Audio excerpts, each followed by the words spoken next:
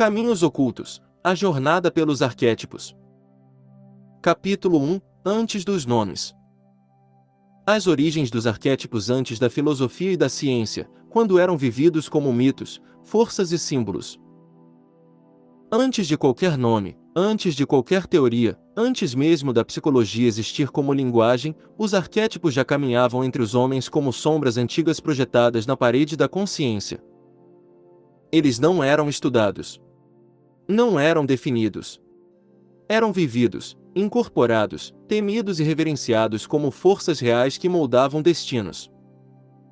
Nas primeiras civilizações, quando o mundo ainda era explicado através de mitos, histórias surgiam não apenas como entretenimento, mas como mapas invisíveis da experiência humana.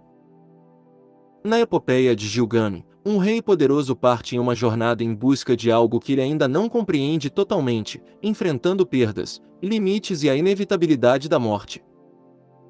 Não era apenas a história de um homem. Era o eco de um padrão que se repetiria infinitamente, o ser humano confrontando sua própria condição.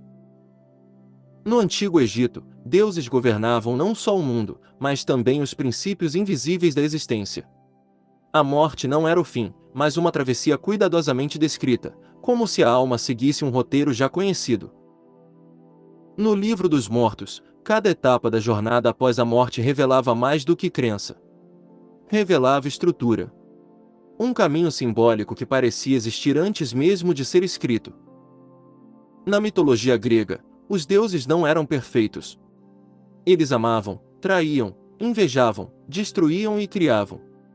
Eram intensamente humanos, mas ao mesmo tempo maiores do que qualquer indivíduo. Zeus não era apenas um deus. Era a manifestação do poder absoluto. Atena não era apenas uma figura divina. Era a inteligência estratégica que surge em momentos de conflito. Cada história era, na verdade, um reflexo ampliado de forças que também habitavam o interior de quem escutava. O mais intrigante é que esses mesmos padrões surgiam em culturas que nunca tiveram contato entre si. Na mitologia nórdica, o destino também era inevitável, os heróis também enfrentavam o fim com coragem, e o caos também era uma força sempre à espreita. Era como se a humanidade inteira estivesse conectada por um mesmo tecido invisível, repetindo símbolos, narrativas e personagens sem precisar combinar nada. Séculos depois, alguns começaram a perceber que havia algo mais profundo acontecendo. Platão falou sobre a existência de um mundo invisível, um plano onde todas as coisas existiriam em sua forma perfeita e imutável. O que vemos aqui seria apenas uma sombra, uma cópia imperfeita dessa realidade essencial. Sem saber, ele estava tocando em algo que mais tarde seria reconhecido como a base dos arquétipos. O herói, o sábio, o governante não seriam apenas pessoas ou personagens, mas expressões de modelos eternos, padrões que existem independentemente do tempo ou do espaço. Com o avanço das religiões, esses padrões não desapareceram. Apenas assumiram novas formas. Na Bíblia, figuras como o Salvador, o traidor, o profeta e o tentador se repetem em diferentes histórias, sempre carregando o mesmo peso simbólico.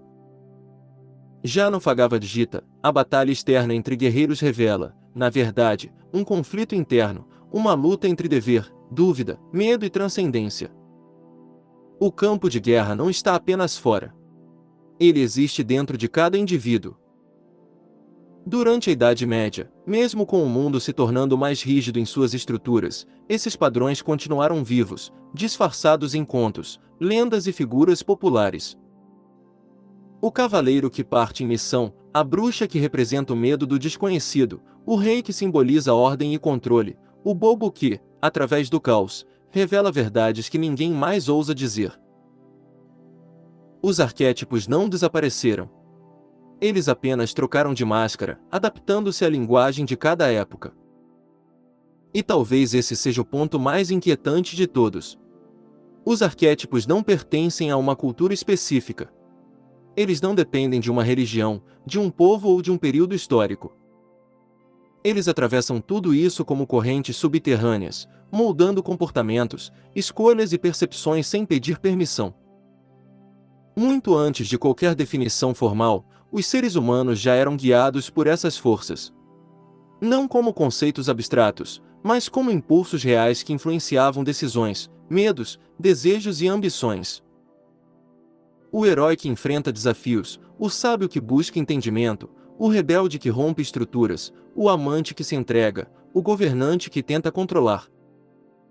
Todos esses papéis continuam sendo interpretados, repetidamente, em diferentes rostos, em diferentes épocas. Quando finalmente foram estudados e nomeados por Carl Jung, os arquétipos já eram antigos. Antigos o suficiente para atravessar milênios intactos. Antigos o suficiente para estarem presentes em cada história já contada. Antigos o suficiente para, ainda hoje, continuarem atuando silenciosamente dentro de cada pessoa. Porque no fundo, os arquétipos nunca foram apenas personagens de histórias. Eles são as histórias, tentando se viver através de nós.